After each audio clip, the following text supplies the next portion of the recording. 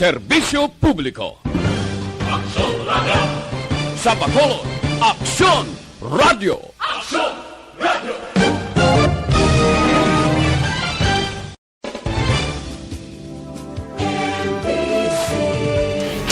Aksyon! Balita Evening Edition.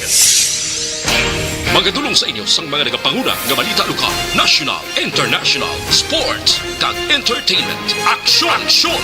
Balita Evening Edition. Kag karon ang inyong news team. Una sa balita, una sa aksyon. Mayong gabi siyudad sa Bacolod, Western Visayas, kag bugos nga Pilipinas. Welcome na sa pangalagad sa Aksyon Balita Evening Edition. Karon nga adlaw Webes sa Marso 25 tuig 2021.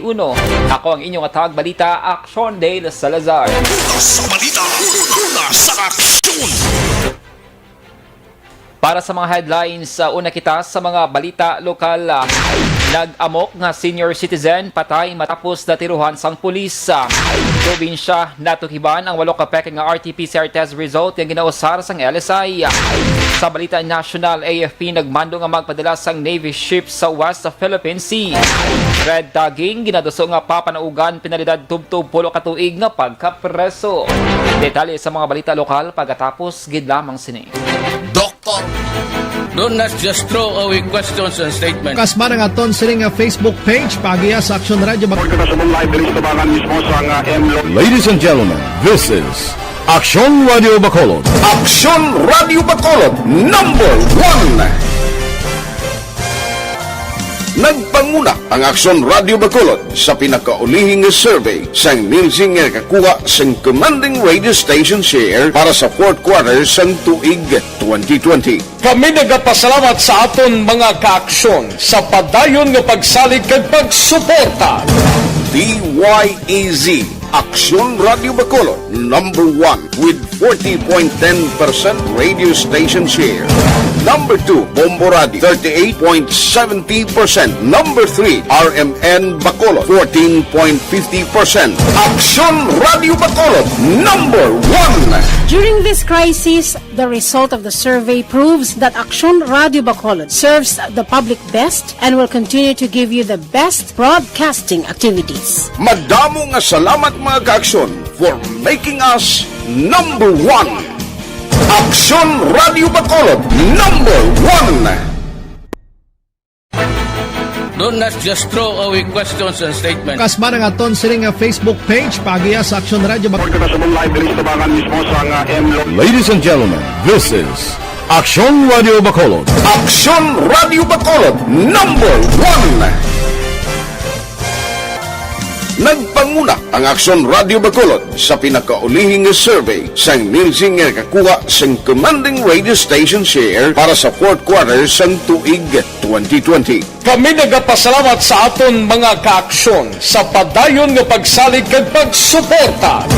DYEZ Aksyon Radio Bacolod, number 1 with 40.10% radio station share. Number 2, Bombo Radio, 38.70%. Number 3, RMN Bacolod, 14.50%. Aksyon Radio Bacolod, number 1! During this crisis, the result of the survey proves that Aksyon Radio Bacolod serves the public best and will continue to give you the best broadcasting activities. Madamo nga salamat mga kaaksyon for making us number 1. Aksyon Radio Bacolod, number 1!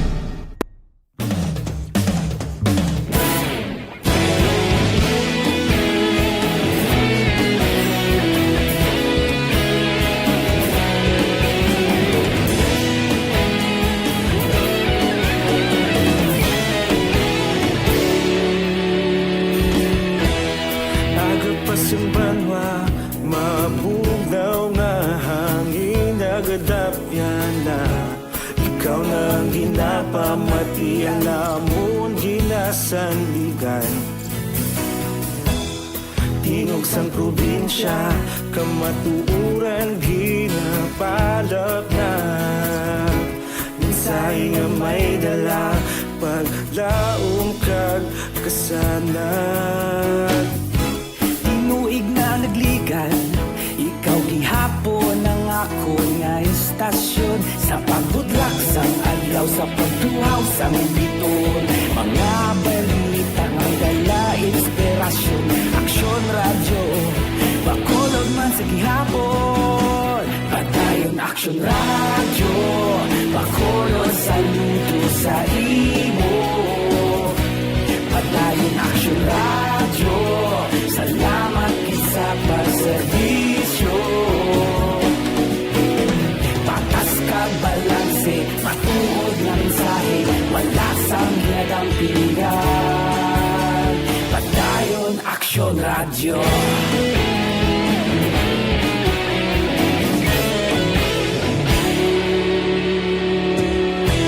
Pagkulong nun kag negrosanon, inyong pamatian. Stasyon nga nagapalaplag sang kamaturan. Mabakod nga prinsipyo, reporter handa sa serbisyo. Kahapon, karon kag sa gihapon, kita magapadayon. Tinuig na nagligal, ikaw gihapon ang ako nga istasyon sa pagbutlak sang adlaw sa pagtuhaw sang biton. Mga balita nga may dala inspirasyon, aksyon radyo, bakolon man sa gihapon. Padayon aksyon radyo, bakolon saludo sa imo. Padayon aksyon radyo, salamat sa pagserbisyo. Patas kag balanse, matuod na mensahe, wala sang ginadampingan. Padayon aksyon radyo. Una sa balita, una sa aksyon, sa Bacolod Aksyon Radio. Una sa balita, una sa aksyon, sa Bacolod Aksyon Radio. Kita ulog na na'y sinsan anong nakahintangan. Responsable at ang balita, pagdahil na italag na. Malasig pero sigurado, aksyon na may daya pagpalanggan.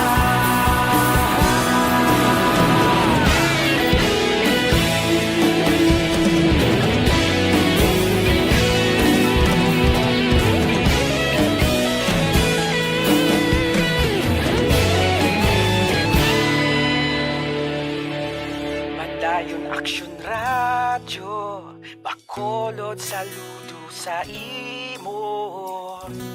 Padayon aksyon radyo, salamat gid sa pagserbisyo. Padayon aksyon radyo, bakolod saludo sa imo. Padayon aksyon radyo, salamat gid sa pagserbisyo. Patas kag balanse, matuod na mensahe, wala sang ginadampingan. Padayon aksyon radyo.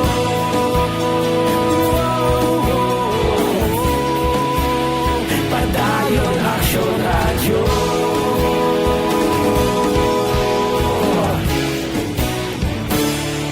Padayon aksyon radyo.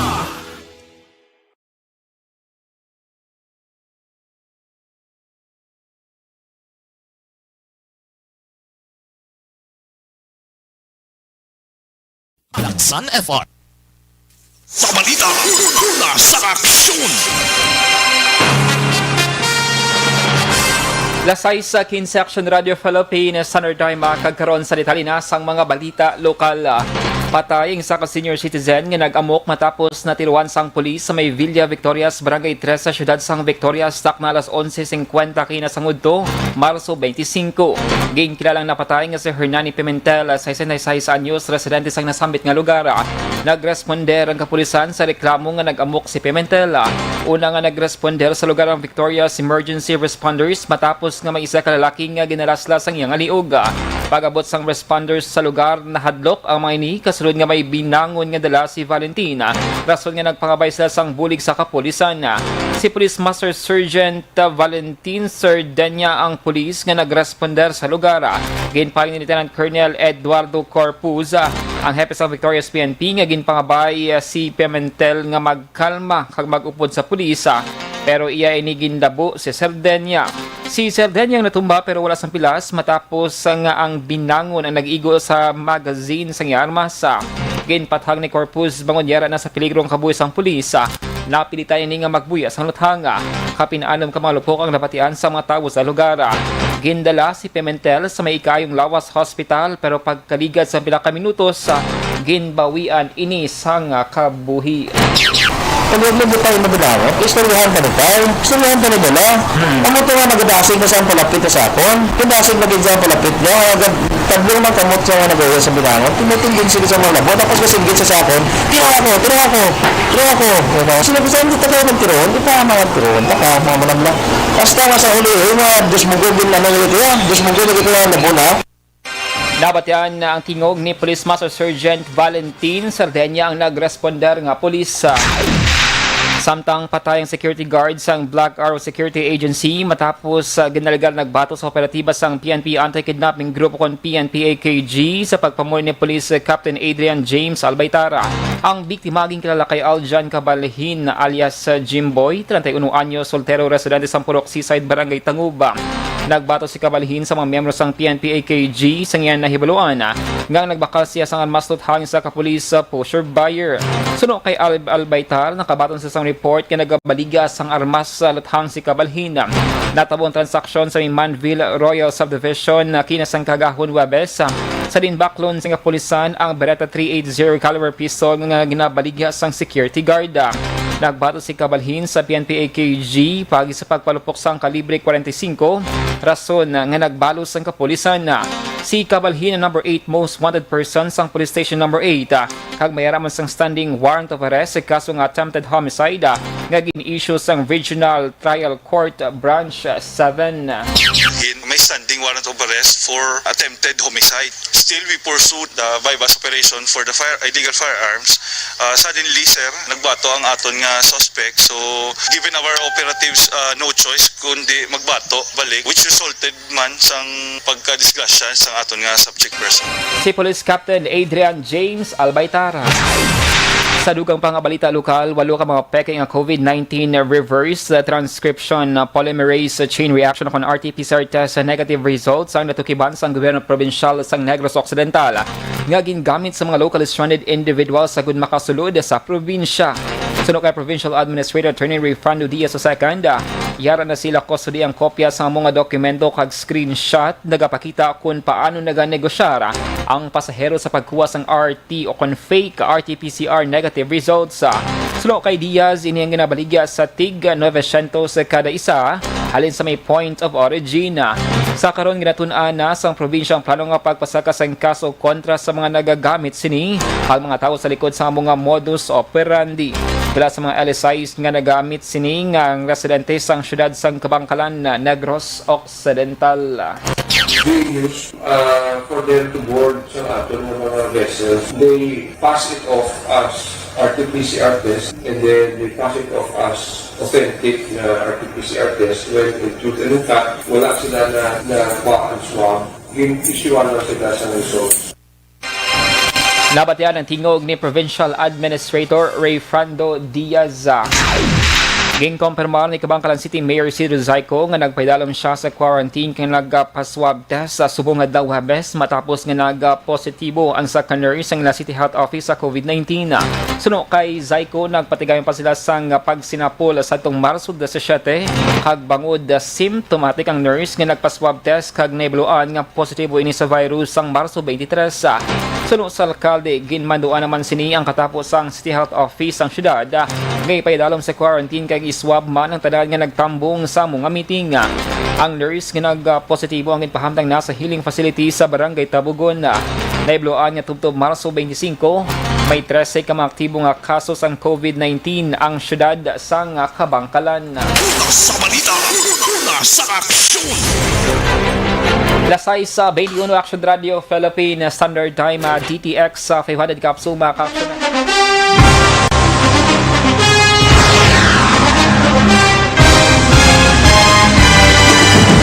Mga balita nga una nabatian, mga impormasyon nga nakaapekto sa pagpangabuhi sang tanan, drama nga naghatag kabuhi sa istorya sang paglaom, paghigugma kag pagpasimpalan, serbisyo nga makatalandog balatyagon kag nagbunga sang pagsanyon, istasyon sang tanan sa sulod na sang 51 ka tuig, istasyon nga hindi kamupag kalipatan. 7 ka mga kongresista, 1 ka gobernador ang araw sa nagkulist sa pedaya yung pamangkot to nagligad para pamaninga linaw wagay sa ngalan wala to naman nga maglapit na lang ang eleksyon pagwa. Sakit lang kung kayo nga katapos ang media nga mag-report lang sa senaryo kabisan mahatagan kamo tsansa nga makapalayag sa inyo hibubunot batok sa pulis. Jaya kontra wala niya tsansa mo, nagpasarhag na ang kamera, wala ang ila counterpart sa Senado, nagpabungol-bungol. Kamuda daw ga pinagusto lang sa kamera, insulto sa Senado. Una sa balita, una sa aksyon, Sabado, Aksyon Radio.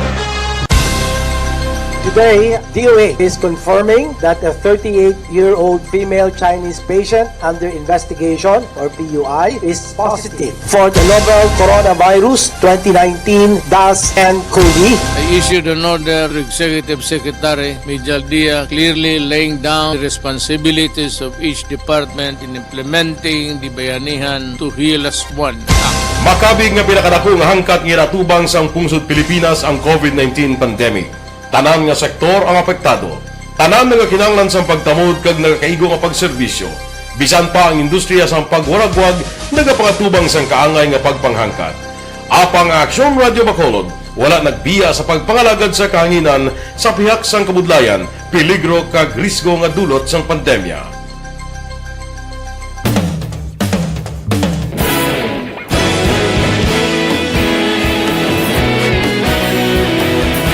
Sa sunod na sang 51 katuig, nasaksihan ang dedikasyon sa Aksyon Radio Bacolod sa pagdulong sa mga balita kag impormasyon para sa interes sang mga pumuluyo. Pila na ka henerasyon ang nag-agi, komitido sa gihapon ang Aksyon Radio Bacolod nga mag-alagad sa kahanginan nga tampad, wala sang ginadampigan kag ginahalungan ang kamatuuran.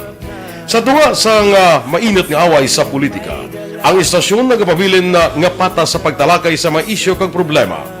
Bilang tagbantay sa kamatuuran, ginatagan sa importansya ang tawhanon nga kinamatarong kag nagakaigo nga proseso agud mawaragwag sang husto ang balita kag malikawan ang paglaptas ang salak nga impormasyon. Sa pagluntad sang kalamidad, gindulong sa inyo ang sitwasyon sa palibot kag padayon nga nagahatag sang pahanundom agud maluwas ang kaugalingon, ang pamilya, kalakip na ang tanan nga kaaksyon. Sa tion sang kasubo, nanari-sari nga mga matahom nga drama ang nagalingaw sa inyo. Ang inyo reklamo amon ginpamatian kaginhatagan sang aksyon.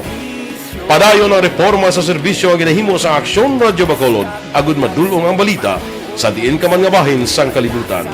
Ang Aksyon Radio Bacolod nagapanguna sa kadamuon sang online engagement sa isla sang Negros. Ang Facebook followers sa istasyon ang nagdangat na sa masobra tunga sa milyon.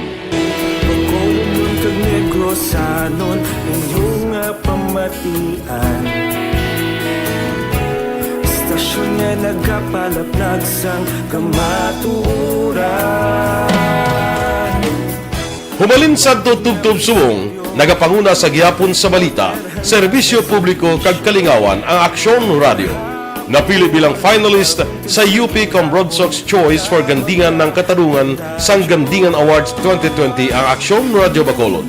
Naghakot man sang pagpasidungog ang makatapo kang programa sa Aksyon Radio Bacolod sa Tingog kag Handurawan Awards 2020.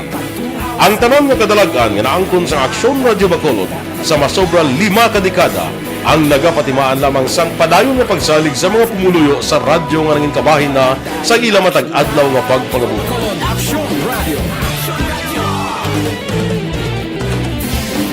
Una sa balita, una sa aksyon, sa Bacolod Aksyon Radio. Ikaulog na na'y Sabisan ano ang kalintangan. Responsable ang pagbalita. Pagdayo niya ita. Na nga morning, bilog nga dakpanwa sa Bacolod, bilog nga probinsya sang Negros Occidental. Aksyon Hotline. Mayad-ayad nga aga sa liwat sa aton sini nga magka-aksyon nga nagamonitor na karon nga aga sa aton. Maayong udto Pilipinas, Aksyon Balita Banat Bulig. Mayong hapon naman sa ito mga palanggang mga palamati.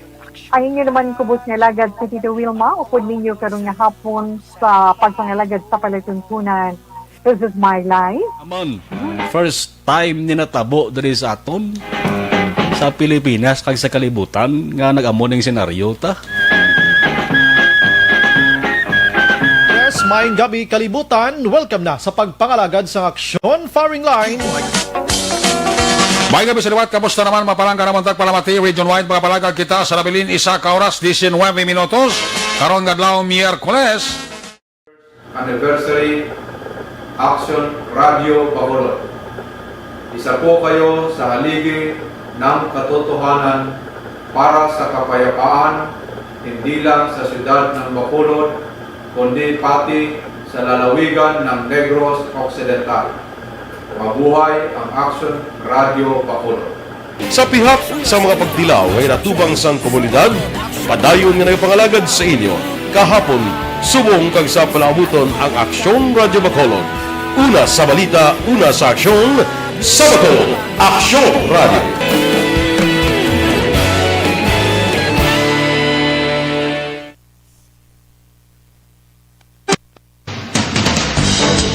Lasay sa 27 Action Radio Philippine Standard Time kagaron sa detalye na sang balita national. Nagmando si AFP Chief of Staff General Cirilito Subihana Jr. nga magpadala sang barko sang Philippine Navy sa West of Philippine Sea kon WPS bangod sa wala pagsunod sang China nga pahalino ng ilang barko sa Julian, Felipe Reef. Sunod kay Major General Edgar Arevalong spokesperson sang AFP, iningatikang ang pagpabaskog sang maritime sovereignty patrol sa West of Philippine Sea bangon sa padayon nga presensya sang Chinese militia sa One Felipe Reef. Ang buong kadagatan ng kabahin sang WPS ang sakop sang Exclusive Economic Zone kon EEZ sang pungsod. Tinalikdan nga Marso 7 gin report sang Philippine Coast Guard kon PCG ang presensya sang 220 ka mga Chinese vessels sa mga lugar hagang DFA ang nag-file na sang diplomatic protest. Ginapanindugan sang Chinese Embassy ng Julian, Felipe Reef ang natawag nga New Jiao nga kabahin sang Nansha Administrative District sa South China Sea. Samtang papanaugan man sang show cause order si Parañaque City Mayor Edwin Olivares matapos nabakunahan sang COVID-19 vaccine ang aktor nga si Mark Anthony Fernandez. Sunod kay DILG Undersecretary Epimaco Densing III, ang show cause order ang iga-issue bangod sa command responsibility. Ginapaabot na ni Densing ang mga natungdan nga alkalde ang magahimo man sa ilang excuses.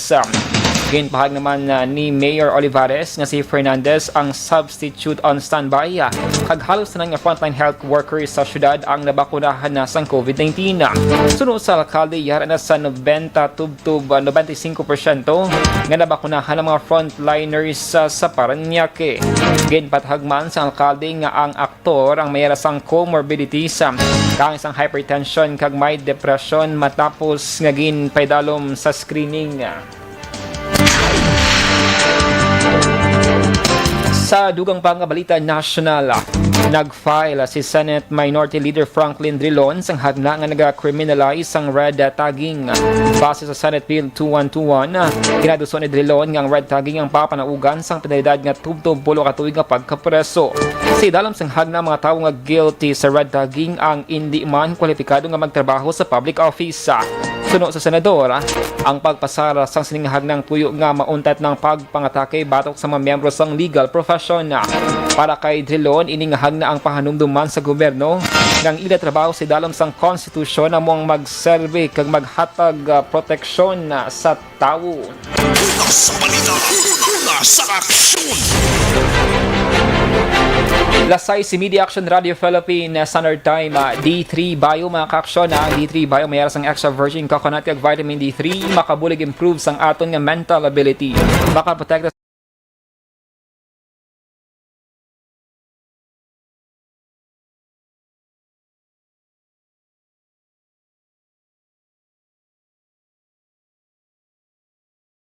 Aksyon Radio Philippine Standard Time. Inyo nabatian ang kabugusan ng mga balita sa Aksyon na Balita Evening Edition. Karon nga daw Webes, Marso 25 tuig 2021. Sa liwat ako ang inyong atag balita Aksyon Dale Salazar. Una sa balita, una sa Aksyon sa Bacolod Aksyon Radio.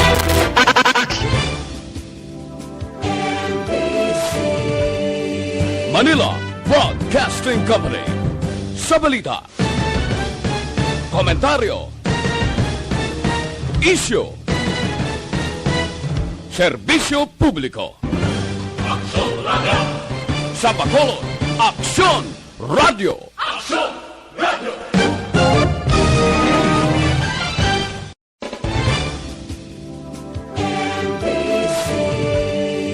Manila Broadcasting Company.